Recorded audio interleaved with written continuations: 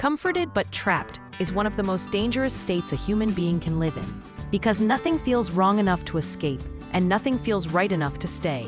And I want to start here, because if you're listening to this, there's a quiet chance that your life looks stable from the outside, but feels strangely small on the inside. And that feeling is confusing, because comfort is supposed to mean safety, progress, success, peace. Yet something about your days feels repetitive, heavy, muted, like you're living on low volume. And you keep asking yourself why you're restless when nothing is technically wrong. Why you feel guilty for wanting more when you already have enough. Why you feel stuck even though you're not suffering. And that internal contradiction slowly eats at you because you don't know how to explain it without sounding ungrateful or dramatic. So you stay silent, you adjust, you cope, you normalize it, and over time, that silence becomes the cage. Comfort doesn't arrive as a prison, it arrives as relief. It shows up after struggle, after instability, after chaos, after survival mode. And when it first enters your life, it feels earned, it feels deserved. It feels like finally exhaling after holding your breath for years. And that's why it's so seductive. Because comfort isn't evil, it's human. Your nervous system craves predictability. Your mind wants certainty. Your body wants rest. And there is nothing wrong with wanting to feel safe. But comfort becomes dangerous when it stops being a phase and starts becoming an identity.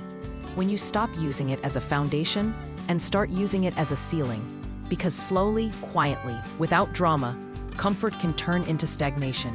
And stagnation doesn't scream, it whispers. At first, it's subtle. You stop challenging yourself as much because you don't need to. You stop asking hard questions because life feels manageable. You stop risking embarrassment or failure because why disrupt what works? And each small decision makes sense on its own. But over time, those decisions compound. And one day, you realize you've been maintaining a life rather than building one. You've been preserving comfort instead of expanding capacity. And that realization hits hard because it's not fueled by pain. It's fueled by emptiness. And emptiness is harder to justify escaping because there's no clear enemy, no crisis, no rock bottom, just a quiet dissatisfaction you can't point to. And when there's nothing clearly wrong, you start assuming the problem must be you. This is where people begin to turn inward in the wrong way, not with curiosity but with blame. They say, maybe I'm lazy, maybe I'm unmotivated, maybe I've lost my drive, maybe this is just adulthood, maybe this is how life is supposed to feel. And those explanations are comforting because they remove responsibility. They tell you there's nothing to fix, nothing to change, nothing to risk. But deep down, something keeps pulling at you. A low-level tension. A sense that you're underusing yourself, that there's a part of you slowly shrinking from lack of expression. And that tension is not ingratitude, it's intuition. It's the part of you that knows comfort without growth eventually turns into decay. The trap isn't comfort itself. The trap is the agreement you make with it. The agreement that says, as long as I'm safe, I won't ask for more. As long as I'm stable, I won't rock the boat. As long as I'm comfortable, I won't risk discomfort. And that agreement feels reasonable, even wise, especially in a world that feels unstable. But every agreement has a cost, and the cost of this one is potential, because growth requires friction. And when friction disappears, so does momentum. And without momentum, your life doesn't move forward. It just loops. Days start blending together, weeks pass without memory, years slip by without markers, and suddenly you're older but not deeper, busier but not fulfilled, informed but not transformed. And that's when the trap becomes visible. But by then, it feels harder to escape because comfort has roots. Comfort rewires your tolerance for discomfort. It lowers your threshold. It teaches your nervous system to panic at challenge, to avoid uncertainty, to choose familiarity over expansion. And the longer you stay inside that pattern, the more foreign growth feels, the more threatening change seems, until eventually the idea of stepping outside your comfort zone doesn't feel exciting. It feels irresponsible, unrealistic, even dangerous. And that's how people end up defending the very lives that are draining them. They rationalize their stagnation. They say, at least it's stable. At least it pays the bills. At least it's predictable. And those statements are true. But truth without honesty is still a lie. Because what they don't say out loud is, at least it doesn't scare me. At least it doesn't demand more of me. At least it doesn't force me to confront my fears. The tragedy of being comforted but trapped is that from the outside it looks like success. You're functioning, you're reliable, you're responsible, you're doing what you're supposed to do. And that external validation makes it even harder to listen to your inner resistance. Because when everyone else sees stability, they don't understand why you'd want to disrupt it. They don't feel the cost because they're not living inside your mind. They're not carrying the weight of unrealized potential. They're not waking up with the quiet sense that something is missing. And over time, you stop talking about it because explaining it feels exhausting. So you convince yourself it's not worth mentioning, and that silence isolates you further inside the cage. What makes this trap so powerful is that it doesn't feel like fear, it feels like practicality. It disguises itself as maturity, responsibility, realism. It tells you dreams are for later, risks are for other people, ambition is naive. And slowly that narrative shrinks your inner world, not all at once, but inch by inch. And because the shrinkage is gradual, you adapt to it. You don't notice how much space you've lost until you try to stretch and realize you can't. And that's when frustration turns inward. Because instead of questioning the structure, you question yourself. You say, why can't I just be content? Why do I always want more? Why am I restless when others are fine? And again, the trap tightens, because you mistake your desire for growth as a flaw rather than a signal. Here's the truth most people never hear.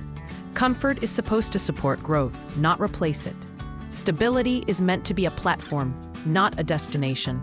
And when you confuse the two, you end up living a life that is technically safe, but spiritually suffocating. And suffocation doesn't always feel like pain. Sometimes it feels like numbness. Sometimes it feels like distraction. Sometimes it feels like constant low-level fatigue.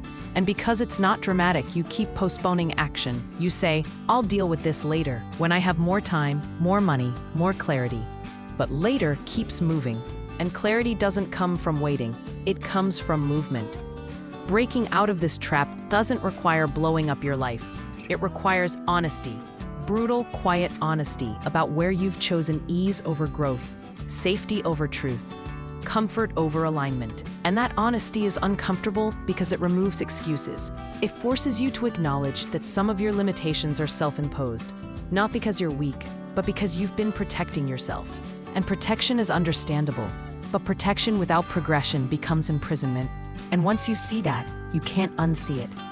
The shift begins when you stop asking, why am I stuck? And start asking, where have I stopped stretching? Where have I settled for familiar discomfort instead of unfamiliar growth? Where have I been maintaining instead of evolving? And those questions won't give you immediate answers.